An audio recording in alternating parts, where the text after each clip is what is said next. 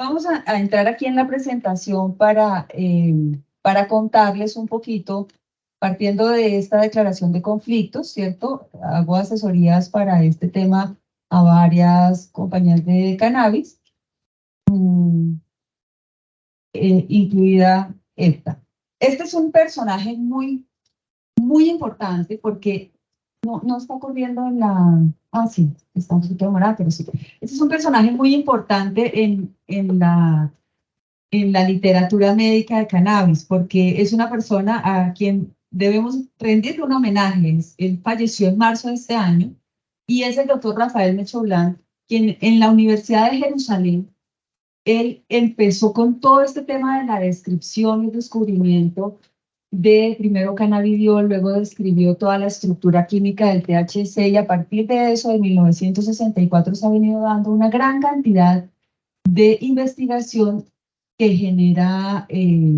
que ha generado más claridad en eso que sabíamos que le servía a los chinos, sabía que le servía a los asiáticos para el dolor y que después entró aquí como a la ciencia y se dijo, aquí no hay suficiente evidencia. Pues no había suficiente evidencia porque no se sabía qué era lo que tenía esa planta. Y este doctor descubrió que era lo que tenía esa planta que funcionaba para el tratamiento de los pacientes. Y a partir de ahí la evidencia ha venido en incremento de una manera bien importante. ¿Por qué funciona entonces el cannabis medicinal? Algo ya lo desglosaron en la conferencia anterior, pero no quiero pasar la conferencia sin recordar que nosotros tenemos dos grupos, por lo menos dos grupos de receptores cannabinoides. Esos receptores están distribuidos en toda la economía de nuestro cuerpo, y no solamente en nuestro cuerpo, sino de todos los mamíferos, ¿cierto? De todos los que son mamíferos tienen receptores cannabinoides y tienen un sistema endocannabinoide. Y si ustedes se dan cuenta, en los pulmones, el intestino, el músculo, el cerebro, hay una gran cantidad de receptores CB1. Y los receptores CB2 están localizados sobre todo en el vaso, en la piel, ¿cierto? En el sistema nervioso central y periférico también hay receptores CB2. Y esos receptores interactúan con la sustancia que descubrió este doctor que está en la planta y que se incorpora. El doctor antes nos decía, nosotros tenemos unos cannabinoides endógenos, él los mencionó, el 2-AG y la anandamida, y esos dos son los que inicialmente llegan y hacen esa respuesta que él nos mencionó como una respuesta primaria. Posteriormente, si lo que se utiliza normalmente para la terapia es que se estimulan esos receptores con sustancias análogas a esos receptores y a partir de eso pues se genera un efecto mayor. Entonces, estos receptores cannabinoides están en estos lugares y están actuando en mecanismos de memoria y aprendizaje, de la plasticidad cerebral, del desarrollo neuronal, de la parte emocional, ¿cierto? De la termogénesis, también de la adicción y múltiples otras cosas más. Entonces, por eso este sistema es tan importante, porque sí interfiere en... Entonces les estaba contando que interfiere en todos esos mecanismos, que intervienen en todos los mecanismos de sueño, ¿cierto? Los mecanismos de la digestión, del estado de ánimo y de la memoria y del aprendizaje, que es bien interesante porque ahí hay varios puntos que vamos a ir conversando. Entonces, esos receptores interactúan con esos endocannabinoides, pero hay unas enzimas que son enzimas de degradación. Hay un momento en el que el cannabinoide actúa y luego llega una enzima de degradación, lo degrada y pues cesa ese efecto. Aquí tenemos que esos receptores que están en el sistema nervioso pues están a nivel periférico, a nivel espinal y a nivel supraespinal. Y es una cosa bien interesante porque todo lo verde que está en ese cerebro, que está bien verde, son receptores cannabinoides. Y esos son los mecanismos por los cuales hay una modulación del dolor con los cannabinoides. Les decía que hay un estadio que es periférico, ¿cierto? Y un mecanismo que está hacia el cerebro. Entonces, a nivel periférico hay unas disminuciones, una inhibición, no alcanza a salir ahí porque la pantalla queda cortada. Inhibición de las vías ascendentes de dolor por modulación del sistema endocannabinoide por receptores CB1 y CB2. Posteriormente, a nivel del tallo, del cordón espinal, también tenemos modulación de la sensibilización central por receptores CB2. Y esta parte es súper importante cuando entendamos un poquito. Ahorita estaba yo incluyendo unas diapositivas porque Marco me había pedido que habláramos de un poquito de fibromialgia, entonces ahí metí unas cosas. Y este mecanismo es bien importante porque es la inhibición de ese tema de sensibilización central que se produce en esas condiciones. Y también hay una activación de vías inhibitorias descendentes con cannabinoides. Y luego acá en el cerebro hay dos cosas interesantes. Una, la inhibición de las vías nociceptivas ascendentes por receptores CB1, pero esta modulación emocional y cognitiva del dolor que se produce por esas interacciones que hay en la amígdala del cerebro, y eso es lo que hace que esa percepción del dolor se modifique a nivel cortical. Entonces, no es solamente sobre el camino, sino sobre la percepción. Cuando uno se corta en un dedo, si no hubiera ninguna señal que le llega, o sea, por ejemplo, una persona que está parapléjica, si se corta el pie, pues no se da cuenta que se lo cortó, ¿cierto? No siente. No siente porque la vía, una persona que haya tenido una lesión medular, por ejemplo, la vía del dolor se anula. Entonces, se puede cortar, pero ella no siente dolor. Y no siente porque esa señal no ha caminado por esas vías y no ha llegado al cerebro, porque la percepción es en el sistema nervioso central, es en el cerebro.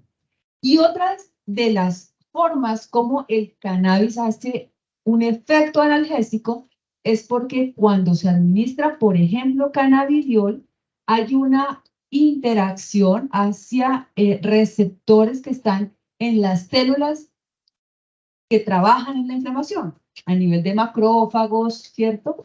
Y ahí en esas células, que son células del sistema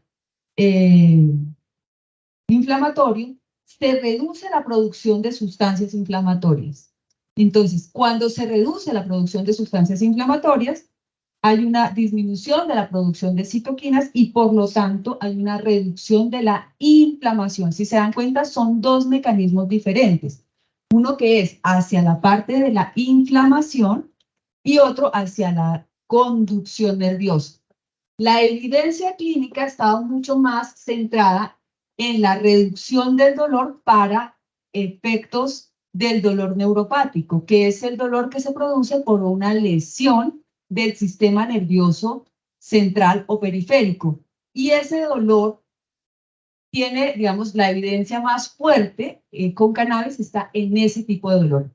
Pero al conocer estos mecanismos periféricos de acción antiinflamatoria del cannabidiol, sobre todo, queda una gran interrogante para resolver desde la investigación y es qué tanto efecto antiinflamatorio, cuáles serían las dosis para que esto tuviera una representatividad clínica y pudiéramos reducir el dolor con esta sustancia, estamos hablando de cannabidiol, a nivel periférico, ¿cierto? Solamente controlando eso. Entonces es bien interesante porque cannabidiol tiene ese efecto antiinflamatorio, analgésico, también antioxidante, neuroprotector, anticonvulsivante, que es el que se está utilizando pues para diferentes condiciones médicas y que si ustedes se dan cuenta, pues varios de los productos cosméticos tienen cannabidiol porque son productos que pues tienen estos efectos antioxidantes y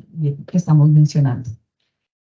Hablando de ese mecanismo de acción de cannabis medicinal, tenemos que saber que no solamente es en los receptores CB1 y CB2 que actúan los cannabinoides, no solamente ahí, actúan en otros receptores que ya sabíamos que existían desde hace varios años, pero que no sabíamos que los cannabinoides se pegaban ahí.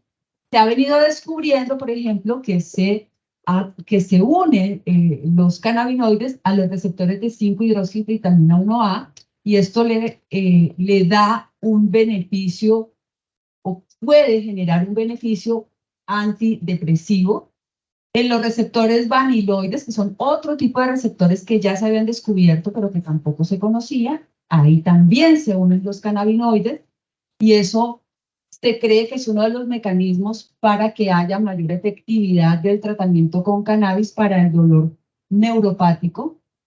También hay otras formas en las que, por ejemplo, se inhibe la recaptación de anandamida. O sea, cuando se administra CBD, se inhibe la recaptación de anandamida. La anandamida es el cannabinoide endógeno que habíamos hablado. Al dejarlo más tiempo circulando o estando ahí disponible para la unión de la neurona, pues se genera mejor efectividad de eso. Y de esta manera hay mecanismos adicionales que están mediados por receptores de otro tipo. Les decía que una florecita da una concentración de cannabinoides diferente a lo que da otra. Y eso se ve en una cosa como esta, que es una cromatografía. Entonces, no todos los estratos que ustedes vayan a encontrar en a la venta van a tener lo mismo. Entonces, entender que tenemos que tener un producto con los cannabinoides muy bien clarificados es fundamental. Lo que decías tú en tu presentación es, ¿y usted qué le está dando a su paciente? No, pues yo no sabía que eso tocaba cuantificarlo. No, sí, señores, que eso tiene una cosa que es activa, un medicamento, pues cuando ya se procesa, que tiene que tener en una etiqueta claramente qué tiene. Y las concentraciones que tenga de los diferentes cannabinoides, porque ya sabemos que THC es el de la traba, ¿cierto? Que produce el high, el que lleva a los pacientes a la adicción, y y los otros cannabinoides tienen otro tipo de efectividad. Entonces, no es lo mismo si tiene más THC o menos THC una presentación, y a todo le llamamos cannabis medicinal. Entonces, hay que tener mucho cuidado en qué estamos dando, qué concentración de cuál cannabinoide es y cuál es la efectividad que estamos buscando en una condición médica. La evidencia, cuando decimos evidencia de manera general, también tenemos que puntualizarla con un doble clic y decir, evidencia de qué, para qué, en qué grupo de paciente, en quién estamos hablando. Entonces, no es como ir a una charla y quedarse ya entendiendo que es que cannabis sirve sí, sirve para el dolor. ¿Sí? ¿Para cuál dolor? ¿Para qué perfil de paciente? Hasta allá toca llegar en el conocimiento y en la racionalidad del uso de esto para poder hacerlo bien. Porque si no, milenios utilizando una planta que la usaban, ¿cierto? Lo que hemos hablado.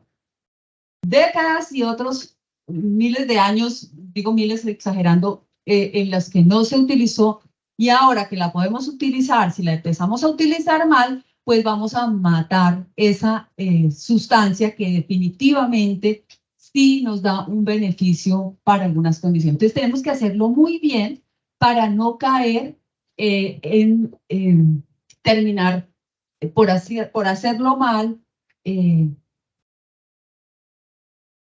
sacando de nuestro arsenal terapéutico una sustancia que ha mostrado beneficios. O sea, para los médicos que hemos administrado cannabis medicinal, CBD a los pacientes, hemos podido encontrar resultados muy interesantes. Ahora, tenemos que hacer claramente esto, llevarlo a nuestro lenguaje de comunicación, que es un artículo con unos resultados, porque de otra manera, pues no entendemos.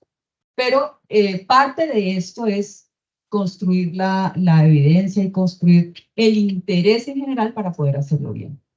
Entonces, para hacer una prescripción de cannabis adecuadamente, pues tenemos que conocer la reglamentación, ¿cierto? Saber si es un medicamento que es sintético, qué tipo de medicamento es, porque hay cannabinoides que se hacen en el laboratorio y hay cannabinoides que se sacan de la mata. Los cannabinoides del laboratorio tienen pues una efectividad medida, pero uno no puede homologar lo de esta planta, que sabemos que cada planta es diferente, a lo del laboratorio, porque lo del laboratorio también es diferente.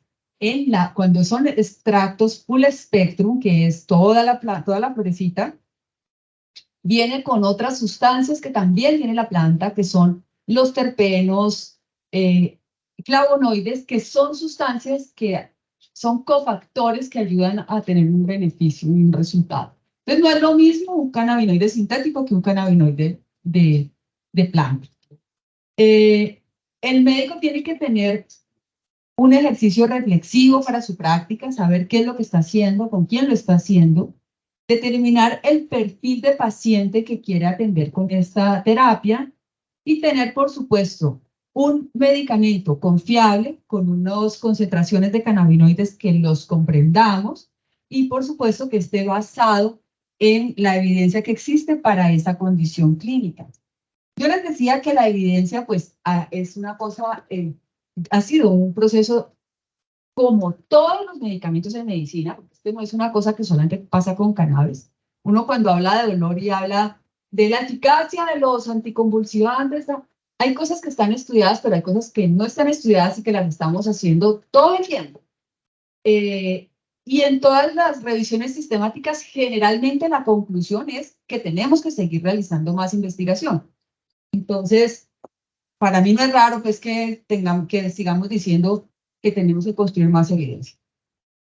Algunos artículos, aquí se me está cortando la pantalla, pero algunos artículos nos muestran cómo en este arbolito metanalítico aquí está a favor del grupo de control o a favor del grupo experimental. Estos son diferentes artículos que miden la eficacia analgésica de los cannabinoides. Y este rombo lo que hace es como una medición que consolida estos que están acá y nos sale a favor del grupo experimental. Esto en dolor, y esta publicación creo que es de Anestesia y Analgesia, que es una de las publicaciones más importantes, una de las revistas más importantes que tenemos en anestesia. Igualmente, para la eficacia analgésica de los cannabinoides frente a placebo de la administración inhalada, oral y oromucosal de los cannabinoides. Esa es otra de las dificultades en la investigación, que aquí en esta, si bien es cierto, está a favor de los cannabinoides, cuando uno ya va a leer que dice, un estudio fue con oral, el otro fue con oromucosal, el otro estudio fue inhalado, pues entonces uno dice, ¿y yo cómo se la doy a mi paciente? ¿Oral, inhalada o oromucosal? Bueno, en primer lugar, el inhalado está prohibido en Colombia, por lo tanto, esa evidencia, aunque sea bonita de verla, pues a mí no me sirve. Entonces yo tengo que utilizar oral o oromucosal. Pero este resultado es un resultado que tiene un mix de todas esas prescripciones. Entonces, lo que uno quisiera, lo más puro desde el punto de vista estadístico y desde la medicina basada en la evidencia, es que todos fueran artículos de administración oral, de CBD, en pacientes puritos de dolor o fuera que tuvieran ansiedad, depresión, lo que sea. Pero no, pues por ahora esto es lo que hay. Y cada vez va mejorando y se va depurando más, pero en este contexto lo que podemos decir es a favor de cannabis medicinal.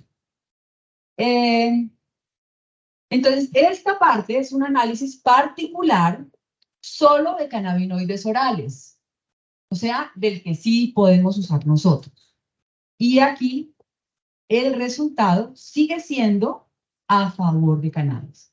Entonces, ahí es donde empezamos a llevar esto cada vez más a un nivel de evidencia que realmente nos permita decir, sí, yo puedo utilizar esta estrategia terapéutica y realmente en dolor neuropático es una herramienta terapéutica. El dolor neuropático, mejor dicho, es dificilísimo de quitar. Y lo que se da a los pacientes, las rutas de manejo, las guías de manejo de dolor neuropático, generalmente uno las lleva hasta el límite y después del límite farmacológico viene la posibilidad de hacer intervencionismo a través de la colocación, dependiendo del tipo de dolor y de la causa del dolor, aparatos en la médula espinal que generen una estimulación medular y otras cosas. O intervenciones a nivel del cerebro para modular el dolor. O sea, son cosas que ya van en un nivel de intervencionismo mucho más avanzado. Por lo tanto, incluir un tipo de medicamento como este para el tratamiento del dolor neuropático es más que justo y necesario, porque lo que le viene al paciente que no se controla, pues es una cosa ya muchísimo más compleja, muchísimo más costosa para el sistema de salud, y hay que darles esta oportunidad. Pero no hay que dar la oportunidad de manera de entrada, no. Todo esto es como una escalerita. Empezamos con una terapia de nivel inicial, luego vamos aumentando en la ruta del manejo, en la guía de manejo de dolor neuropático, y luego, si esto no funciona, pues administramos cannabis, y si no funciona, pues seguimos en la ruta. Por eso les digo que para hacer una prescripción, no solamente hay que saber de cannabis, sino que hay que saber de dolor. Esta es el dolor neuropático asociado a esclerosis múltiple. Obviamente aquí también está a favor de los cannabinoides. El uso de cannabis medicinal está a favor de los está a favor el uso de cannabis en el paciente con dolor neuropático asociado a esclerosis múltiple. Esto es el dolor crónico no oncológico. Hay un efecto estadísticamente significativo a favor de cannabis medicinal para los pacientes con esclerosis múltiple y aquellos con dolor neuropático o crónico, distinto a la esclerosis múltiple en toda la duración. Es una cosa que yo creo que se ha consolidado cada vez más. Esta es una referencia del 2020 y ha sido consistente. Yo creo que eso es una situación bien valiosa. Bueno, esta es una cosa más de ciencia básica. En desórdenes de ansiedad, por ejemplo, también se ha generado evidencia, menos que en dolor, pero cada vez más. Y aquí se ha utilizado cannabis, por lo que les contaba, que está involucrado en toda esa componente emocional del dolor, y se ha utilizado a dosis altas para el manejo de la ansiedad social. Entonces, se ha hecho como una extrapolación de eso hacia el uso convencional de cannabis para el manejo de la ansiedad en personas que tienen comorbilidades. Entonces, ¿qué paciente es un paciente ideal para hacerle una prescripción? Pues un paciente que tenga dolor neuropático como refractario al tratamiento, si además tiene un trastorno de sueño y si además tiene un trastorno de ansiedad, pues es un paciente que va a responder muy bien a la terapia con cannabis. Entonces, esas son, digamos, de los análisis que hay que hacer para poder hacer una terapia exitosa y no coger un paciente bien escogidito para que uno vaya empezando a hacer una prescripción exitosa y se pueda coger confianza y tranquilidad y que además haya un beneficio grande para el paciente. Esto es en ansiedad, diferentes dosificaciones que se han realizado, pero si ustedes se dan cuenta son dosis bien altas, 100, 300, 600 miligramos, 150 miligramos de cannabidiol para trastornos de ansiedad, generalmente pues medidas con escalas visual análogas, y hubo significativamente mejoría en esas condiciones. Entonces, pues en ansiedad y en trastorno de sueño también se ha utilizado. Muchas gracias. Recientemente he estado trabajando en una revisión cuasi sistemática de la literatura para hacer una publicación justamente de qué estamos en evidencia en este momento. Y acabamos de sacar este artículo que está pues listo para que lo podamos presentar. Al final de cuentas, nosotros tenemos este consolidado de evidencia en donde tenemos lo que hemos hablado recientemente, la indicación de dolor crónico, esclerosis múltiple, epilepsia refractaria, náusea y vómito asociada a quimioterapia. Las investigaciones se han realizado con una mezcla de CBD y THC o con CBD o THC independiente, y digamos que aquí hay una evidencia que es consistente y seria, de nivel moderado para estas condiciones y de nivel bajo para estas dos. Y en la literatura es absolutamente claro que se tiene que seguir trabajando en construir evidencia, porque seguramente si nosotros empezamos a comparar cannabis con los medicamentos para la náusea y el vómito que se tienen actualmente, pues seguramente vamos a tener resultados interesantes en ese segmento. Así que, digamos que con estos pacientes uno puede ir tranquilo.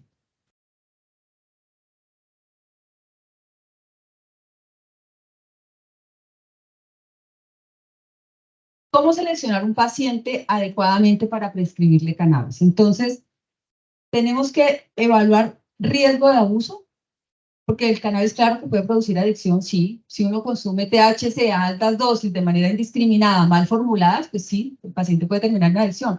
Como cuando un médico formula un opioide en un paciente que no lo necesita y es en un paciente con una personalidad proclive, pues claro que puede terminar adicto a los opioides. De eso tenemos mucho. Y lo que tenemos que buscar es un uso seguro y racional del cannabis. Por lo tanto, detectar el riesgo de abuso de un paciente es una obligación.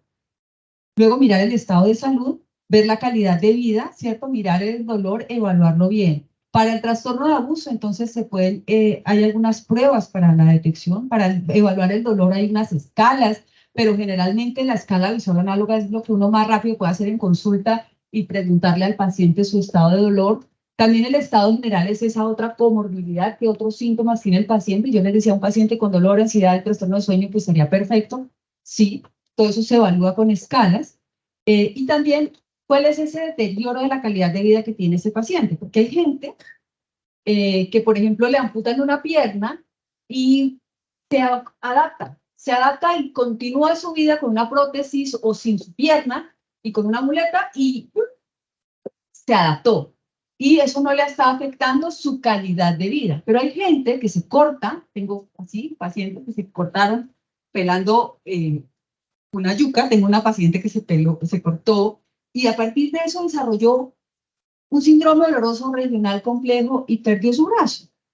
Y perdió su vida y toda su vida cambió. ¿Por qué? Porque esa situación le generó un deterioro de la calidad de vida. Entonces, el grado de lesión no impacta en la calidad de vida, es el grado de percepción individual de lo que para uno es importante como ser humano, lo que determina ese cambio en la calidad de vida, lo que determina ese impacto. Entonces, si usted le pregunta, no es que mi marido me dijo, ¿y a usted eso le importa? O sea, para usted eso es bueno o malo. O sea, uno tiene que llegar a puntualizar las cosas, tiene que aclarar qué es lo que esa persona está pensando y por qué lo está pensando, ¿no? Los pacientes que son, por ejemplo, de ARL, a veces, no, es que a mí, usted me hizo un procedimiento y a mí no se me quitó el dolor. No, no se le va a quitar nunca, hermano, porque es que usted lo que necesita es que lo pensionen y para que lo pensionen necesita el dolor. Entonces, hablémonos claro nosotros y entendamos qué es lo que mueve a ese paciente, qué es lo que está realmente detrás de esa percepción de dolor, porque no es transparente en algunas ocasiones. Entonces, eso hay que evaluarlo y eso hay que registrarlo en la historia y eso es un componente importante para la terapia con cannabis o con cualquier otro. Entonces, el CBD, que normalmente la gente lo formula y entonces empiezan a decir, no, pero tranquilos que esto lo podemos usar, pues no es un compuesto inerte, es un compuesto activo muy importante, valiosísima herramienta terapéutica que debe ser vigilado, debe ser seguido, debe ser controlado por un médico, ¿cierto? Hay que hacer educación en este tema. Hay que entender también que el CBD puede producir unas interacciones importantes, que tal vez es una de las cosas peligrosas que podemos tener con el CBD. O sea, normalmente hablamos de que el THC es un medicamento que es peligroso, ¿sí? Porque tiene un potencial de adicción alto y lo es. Y que CBD es un medicamento muy seguro que no nos genera ese potencial de riesgo, ¿cierto? Y lo es. Pero hay unas interacciones farmacológicas que produce el CBD por su metabolismo, que es a través de las enzimas del citocromo P450 a nivel del hígado, que al modificar eso, pues puede modificar el metabolismo de otras sustancias. Y normalmente nosotros no tenemos un paciente puro con dolor que tome solamente lo que le vamos a formular. Nosotros tenemos un paciente hipertenso, obeso, con enfermedad coronaria, diabético, ¿cierto? Que además tiene ansiedad, dolor y le vamos a dar cannabis. Entonces, a ese paciente hay que evaluarle también su riesgo y hacerle seguimiento a ese tema. ¿Cómo usar cannabis? ¿Cuáles son esas dosis y tal? Entonces, neuropatías son personas que se pueden medicar con cannabis medicinal, ¿cierto? Protocolos de tratamiento que se han probado. Aquí yo les traigo a ustedes el resumen de un consenso que se publicó hace 2 años. Dosis de 5 miligramos de CBD 2 veces al día. Miren que cuando a uno le enseñan el dolor, las dosis de morfina, le dicen, sí, dale 0.1 miligramo por kilo. Y uno le va y le da eso y el paciente se echa a morir. Pues porque no es lo mismo, porque son estudios hechos en personas de otros lados. O sea, son estudios hechos en Estados Unidos o en Israel con otro perfil de pacientes. Entonces luego cuando ya estudiamos la morfina en la población colombiana, en un estudio que se hizo en la Universidad Javeriana, nos dimos cuenta, o se dieron cuenta los investigadores, que nosotros teníamos una sensibilidad mayor a los opioides, los latinos. Entonces, no es blanco ni negro ni es lo que diga el libro, es lo que el paciente vaya pidiendo. Por eso la práctica adecuada de cannabis implica que usted haga como un vestido a la medida. Escoger el cannabinoide que es para el paciente que es a la dosis que es. Y eso nos garantiza un adecuado resultado.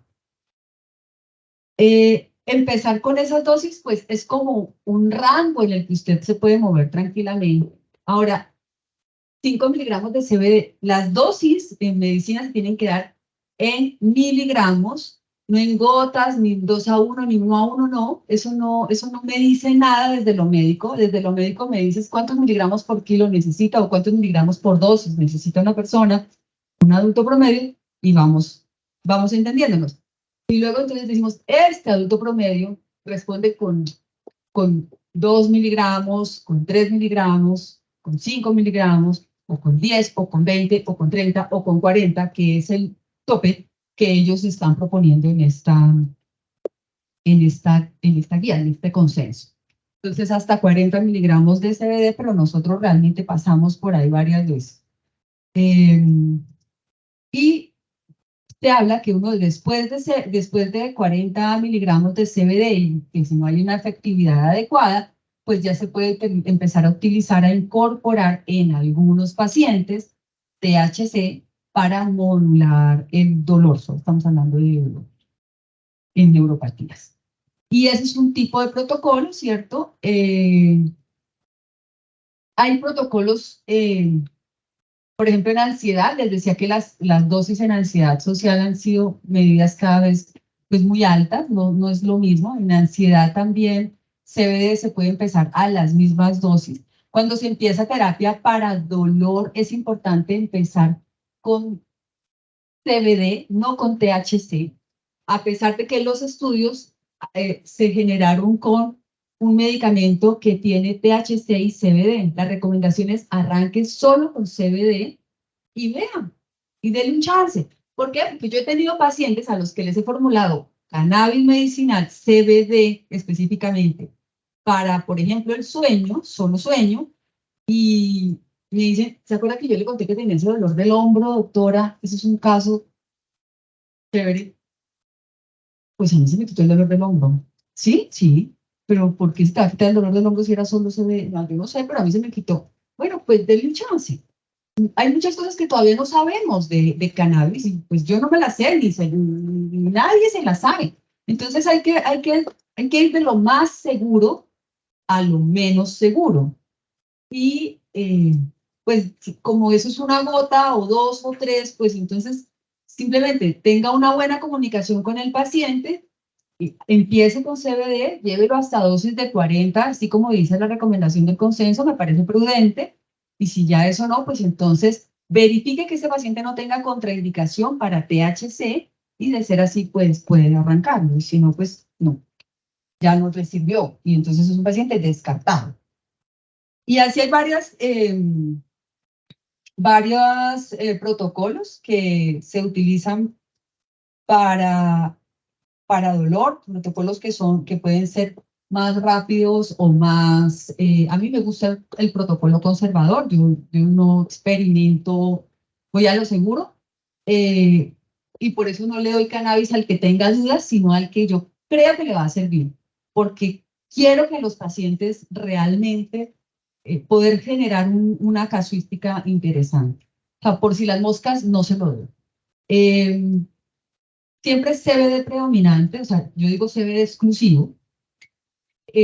Lo que habíamos hablado, 5 miligramos 1 o 2 veces al día, aumentarlo gradualmente, ¿cierto? Aumentarlo gradualmente cada 3 días podría ser, es una cosa que hacemos usualmente, hasta 40 miligramos y posteriormente, eh, eh, cuando no hay respuesta, pues ya se empieza entonces dosis de THC 1 miligramo al día. Un porro tiene 60 miligramos. Entonces, las dosis que utilizamos de cannabis medicinal con THC tiene 60, pues un porro promedio, ¿no? Hay unos porros de porro, pero eso tiene un porro promedio. Pero THC 1 miligramo al día es una dosis chiquita. Entonces, cuando uno sabe lo que está haciendo, en quién lo está haciendo y las dosis que está administrando, el riesgo de adicción en el paciente es controlado. Pero si usted empieza y le dice, no, tranquilo, usted dele. No, porque entonces terminamos haciéndole un daño al paciente. Las personas con cannabis medicinal tienen desenlaces y tienen desenlaces más seguros que con otros medicamentos para el dolor como los opioides. Yo trabajo con opioides todo el tiempo, pero les tengo mucho respeto porque como es un medicamento tan popular, son una familia tan grande de medicamentos tan populares, pues hay personas que no los prescriben bien. Y hay pacientes que no se los toman aunque estén bien prescritos. Entonces, es una cosa compleja. Entonces, eso para decirles que con THC hay que hacer ese mismo análisis racional de las cosas. Listo, enchufado. Hay otros protocolos que son de rutina para esta gente que escribió el consenso. Miren que siempre es CBD predominante, yo digo CBD exclusivo. CBD 5 miligramos 2 veces al día, el otro era 2.5, ¿cierto? Lo fueron aumentando 10 miligramos cada 2 o 3 días. Y luego 2.5, cuando ya se requiere adicionar THC, 2.5 miligramos. Yo creo que con que nosotros nos aprendamos el protocolo conservador, tenemos. Hay otro protocolo rápido que no me interesa tampoco, porque creo que realmente debemos matricularnos con una manera de hacer las cosas, y la manera es despacio. ¿Cuándo se tiene que suspender la terapia con cannabis? Entonces, uno la tiene que suspender cuando el paciente manifiesta efectos adversos moderados o graves relacionados con el cannabis, ¿cierto? Cuando se alcanza la dosis máxima acordada en miligramos y ya no se notó el beneficio, no le siga administrando más, que lo único que va a hacer es aumentarle el riesgo de interacciones, aumentarle el riesgo de daño. Si ya vio que no le funcionó con las dosis que usted planeó, que usted acordó con su paciente, porque cuando uno administra THC tiene que hacer un contrato con el paciente y decirle, usted tiene el riesgo de volverse adicto donde usted no siga las instrucciones, donde usted no haga uso adecuado de este medicamento. Y en ese paciente que tiene el riesgo de desvío, es una indicación de suspender la terapia. No es una indicación mía, es una indicación del consenso. O sea, son realmente las formas que uno tiene para poder hacer un tratamiento adecuado, seguro, responsable. Bueno. ¿Cuáles son las poblaciones que tienen mayor riesgo de interacciones con cannabis? Los pacientes embarazadas, ancianos, mayores de 65 años, consumidores de sustancias psicoactivas, pobre red de apoyo, polimedicados y pediátricos. Son los pacientes que tienen riesgo de interacciones. Esta es una publicación que mostró en un gran número de pacientes que solamente de 400 medicamentos que se analizaron, 403 drogas que se analizaron, 53 de ellas presentaron interacciones y en el 87% no se conocían ese nivel de interacción que tiene el cannabis medicinal con esos medicamentos. O sea, tenemos que entender que el nivel de producción científica, a pesar de ser alto, necesita seguir siendo consistente en la producción de información que nos permita hacer la administración de cannabinoides con otros medicamentos y saber qué pasa con esos otros medicamentos o con los cannabinoides. Aquí hay algunos que sí se encuentran, por ejemplo, el etanol, ¿cierto? Aquí tenemos que se incrementa, también tenemos la testosterona, mire, para nuestro colega sexólogo que sigue acá, no para él, sino para sus pacientes, se va. El metotrexato se aumenta, el diclofenaco también tiene una interacción importante.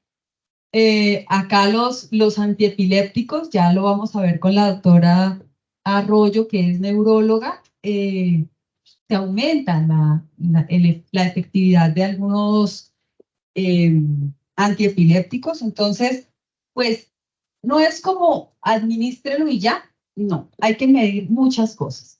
Por ejemplo, acá con opioides, con metadona, tenemos también un incremento con morfina y hay un sinergismo ahí que se ha venido describiendo.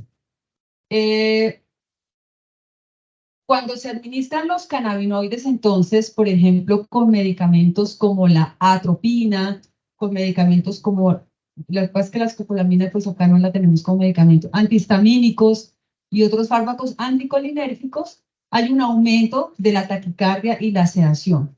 Y les estaba contando que los cannabinoides, a pesar de ser muy seguros, pues pueden tener efectos cardiovasculares que terminan en infarto del miocardio en pacientes que tienen enfermedad coronaria por ese aumento de la taquicardia y la sedación. Entonces, hay que tener cuidado en la administración de los medicamentos por eso, sobre todo cuando se están administrando con otros.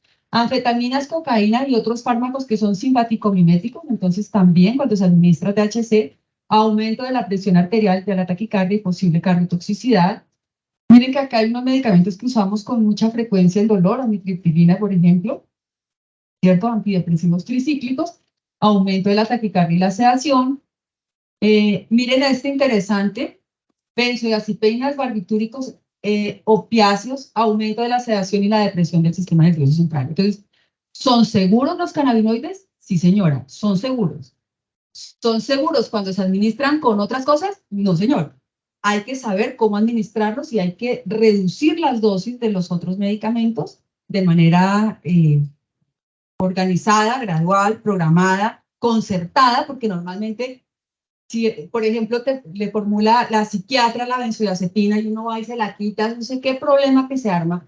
Entonces es mejor que el paciente le comparta que va a empezar la terapia con cannabis, que, ¿cierto? Hacerlo de manera concertada y respetuosa con los colegas.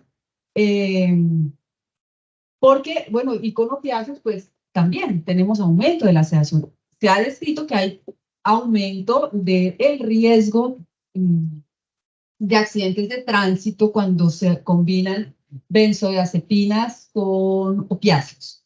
Eso está descrito en estudios grandes de dolor y eso es uno de los riesgos. Pues cuando se administran cannabinoides, los opiáceos se incrementan, el efecto sedativo que pueden tener en algunos pacientes, pues se incrementa igual que en las benzodiazepinas. Entonces, normalmente, pues uno tiene que bajar esos otros medicamentos. Esto no...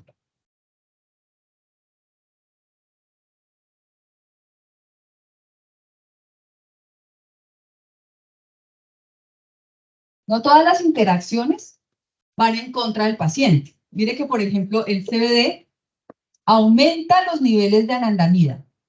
Y ya dijimos que la anandamida es nuestro cannabinoide endógeno. Luego eso es benéfico. Entonces, es una interacción, pero una interacción que juega a favor. Los relajantes musculares, por ejemplo, también tienen una efectividad superior cuando se administran con cannabinoides. Los opiáceos y los antieméticos también. Entonces, usted lo que hace es que le baja la dosis y juega con eso para mejorarlo, ¿cierto? Esta es una cosa interesante. Algunos antiinflamatorios no esteroideos, por ejemplo, la indometacina, reduce la sensación del high y de la taquicardia que produce el THC. Entonces, esa es una interacción que está descrita, que tampoco es negativa, pero que es sobre todo para consumo pues, recreacional.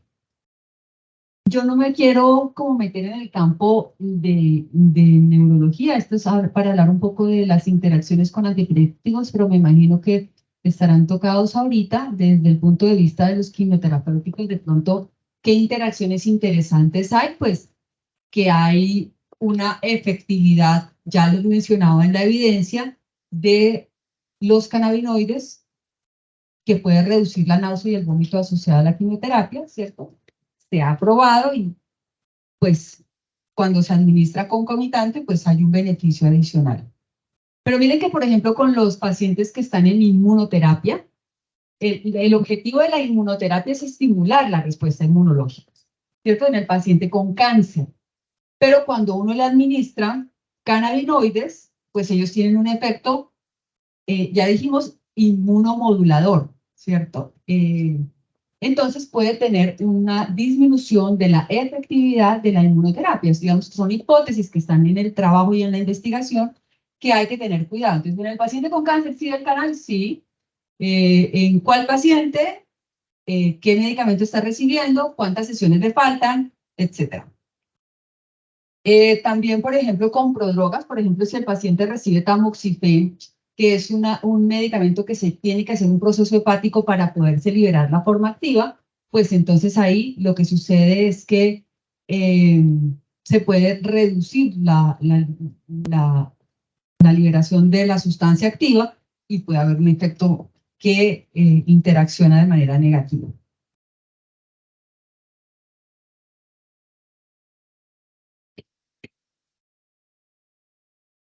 Bueno, entonces la evidencia al final de cuentas con cannabinoides hasta el momento creo que está lo suficientemente clara. Hay unas condiciones médicas en las que sirve, sabemos cómo hacerlo, pero en medicina hay una forma de tratar el dolor que es como el gold estándar, que es la terapia multimodal. Uno no trata el dolor solamente con una cosa, sino con varias cosas a la vez, incluyendo aspectos emocionales, aspectos farmacológicos, aspectos de intervencionismo, y todo eso uno lo suma y le baja la dosis a cada cosa, porque son varios medicamentos de a poquitos, para no generar efectos secundarios y poder darle mejor beneficio. Eso se hace a nivel farmacológico y es una medida absolutamente utilizable. Entonces, utilizar solo cannabis, pues no, cannabis se utiliza con otras cosas, ¿cierto? Es interesante eso. Entonces, por ejemplo, hay algunas otras plantas que son medicinales que también tienen una actividad antiinflamatoria. Para nadie es un secreto que árnica, por ejemplo, y otras sustancias como la menta tienen efectividad, por ejemplo, en inflamación de las venas varicosas, etcétera.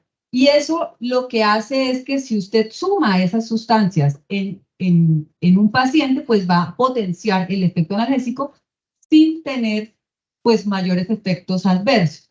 Entonces, esos beneficios son valiosos que los empecemos a contemplar porque no es solamente cannabis, sino también la administración concomitante de otro tipo de sustancias puede ayudar a generar beneficios adicionales en la terapia. Entonces, así, por ejemplo, la menta tiene algunos estudios, yo estuve revisando eso y me llamó mucho la atención porque pues hay una gran cantidad de literatura relacionada a los beneficios de las plantas que nosotros, el romero, por ejemplo, tiene unos beneficios interesantes como antiinflamatorio.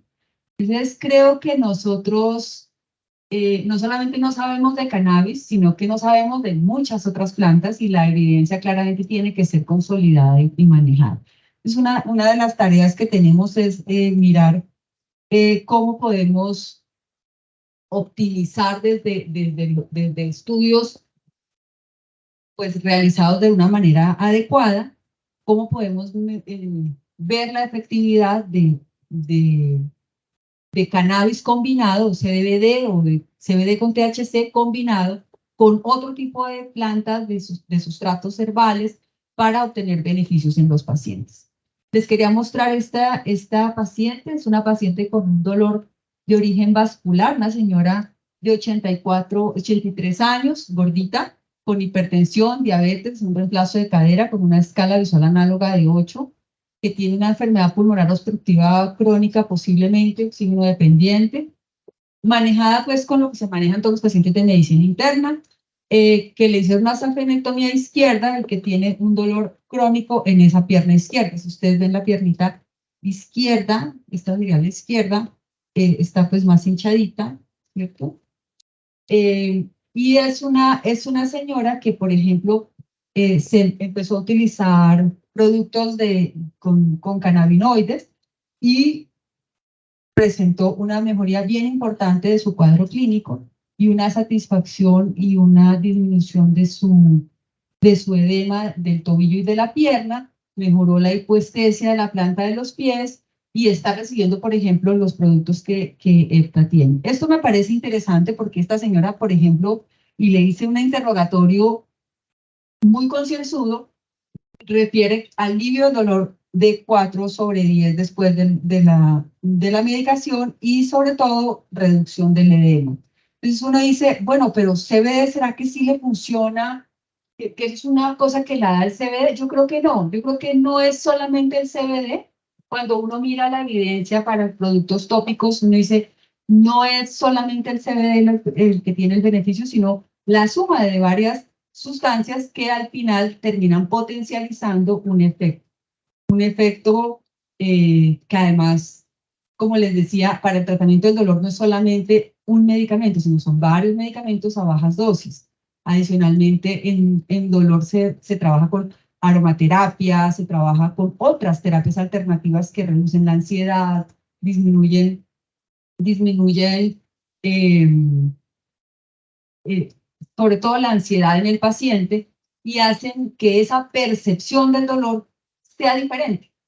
A veces la gente en terapia cognitivo-conductual, que es una de las estrategias que se hace para el tratamiento del dolor, puede seguir con la misma causa del dolor ahí, pero su percepción del dolor cambia y su impacto en su calidad de vida cambia. En cannabis medicinal pasa una cosa bien curiosa, porque puede ser que no esté completamente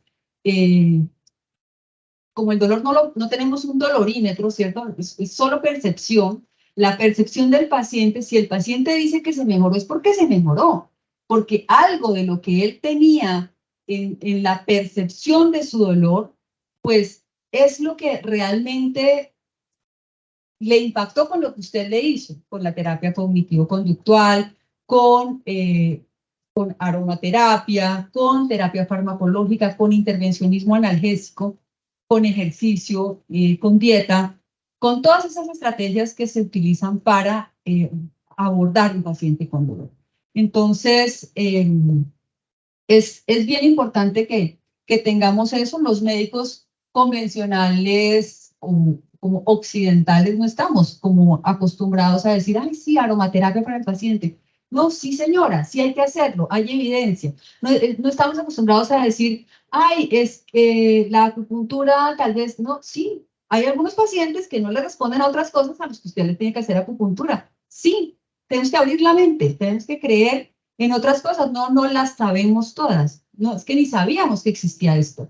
Entonces hay que empezar a incorporar nuevos conocimientos y esto es una tarea diaria, ¿no? Miren, este señor es un chico que tiene 33 años, trabaja como un tatuador. Entonces dice que cuando tenía que hacer por lo menos 5 tatuajes diarios, que yo nunca pensé que un tatuador pudiera hacer eso 5 veces al día, porque me parece un trabajo muy fuerte, muy delicado. se ganó una cosa que es una tragedia para uno y para los cirujanos de mano, que es una tendinitis de Decker-Vein. Y esa tendinitis no respondía a la terapia convencional, que fue, pues, AINES, anfetamina, metocarbamol, reposo, TENS, hasta infiltración. No mejoró. El tipo dice que en su desesperación, porque pues necesitaba trabajar, se puso cannabis con alcohol, de esas mezclas que se consigue la gente, porque ha oído, pero ha oído mal, se puso cannabis con alcohol y se quemó la mano, de una cicatriz acá porque se la puso y se dejó ese alcohol que le quemó la mano, y eso es bien importante, los extractos, la dilución de los cannabinoides en qué se aplican, ¿cierto? No se puede poner, por ejemplo, los cannabinoides son lipofílicos, entonces se disuelven mucho mejor en aceites que en agua. Y también esa sería la forma más fácil de que puedan ser administrados y más útiles. Entonces, este muchacho se empezó a poner crema con cannabis. Miren, la cicatriz ya ahí se ve un poquito mejor de la quemadura que se hizo porque se puso un alcohol con cannabis inicialmente. Pues obviamente le resultó más cara la cura que la enfermedad, y después se puso los medicamentos, las cremas herbales de acá, y me dice que su dolor desapareció. Entonces, no es que desapareció, sino que disminuyó proporcionalmente a una intensidad de dolor que le permite hacer su tarea. Y de hecho, que lo usa de manera profiláctica cuando tiene una carga de trabajo muy alta y sabe que va a tener muchos clientes, entonces se lo aplica. Esos son casos súper interesantes. Yo no me quiero demorar más porque creo que ya llevo mucho más tiempo del que yo debía. Les quiero cerrar contándoles un poquito de dolor nociplástico y cannabis. De dolor nociplástico porque es la forma como se llama a lo que llamamos comúnmente fibromialgia, o sea, la clasificación del dolor, y esto daría para que hablemos una hora más, por lo menos. Pues es una forma de dolor que se ha descrito, que se ha estudiado cada vez más. Esto hace parte de una conferencia que di. En general, fibromialgia es una condición clínica de dolor nociplástico que está dentro de esas cosas que uno dice, ¿qué más le hago a este paciente que no me responde? Generalmente estos pacientes, entonces me dicen, ¿por qué no miras la efectividad de cannabinoides en fibromialgia? Entonces digo, ok, voy a mirar qué pasa con esto. Y yo había dado una conferencia este año en este tema, entonces pues traje las diapositivas. Digamos, no hay un cuerpo de evidencia fuerte, ya sabemos que no hay un cuerpo de evidencia fuerte en muchas otras cosas, ¿cierto? En esto tampoco, pero sí hay unas cosas que son reales, y es que cuando uno mira pues la evidencia, tiene que entender que hay evidencias como básicas y una evidencia que es más fuerte. La evidencia que es básica son estudios descriptivos, estudios generalmente descriptivos, y las más fuertes pues ya son revisiones sistemáticas de la literatura. Existen 4 ensayos de cannabis para fibromialgia, ¿cierto? 2 de ellos son con nabilona, uno con cannabis inhalado y uno con aceite de THC. Esos estudios, pues es interesante que se evaluaron diferentes cosas. Entonces en uno se evaluaron efectos adversos, en otros se terminaron evaluando condiciones de dolor, y en otros se evaluaron con amitriptilina. ¿Qué es lo que se ha encontrado en general? Que hay algunos síntomas de la fibromialgia que sí mejoran, ¿cierto? Que pueden ser asociados, que puede usarse como una terapia asociada, sobre todo en el paciente que tiene fibromialgia, pero que adicionalmente tiene trastorno de sueño y ansiedad. Porque cuando usted modifica esas dos condiciones que están en el 90 o 100% de pacientes con fibromialgia, esa percepción dolorosa pues cambia. Y esta es una publicación que habla de la eficacia de los productos que son aprobados para el tratamiento de la fibromialgia versus el cannabis, que es bien interesante porque buena efectividad es en verde, ¿cierto? Ayuda un poquito es en amarillo y no en rojo, ¿cierto? Donde no ayuda. Entonces, de los medicamentos para la fibromialgia, la duloxetina y el milnacipran, que son serotoninérgicos y adrenérgicos mixtos, inhibidores de la recaptación de serotonina, y mientras la pregabalina es un anticonvulsivo, son utilizados para el tratamiento del dolor neuropático en estos pacientes que tienen fibromialgia, que no es un dolor neuropático que se ha clasificado actualmente como nociplástico.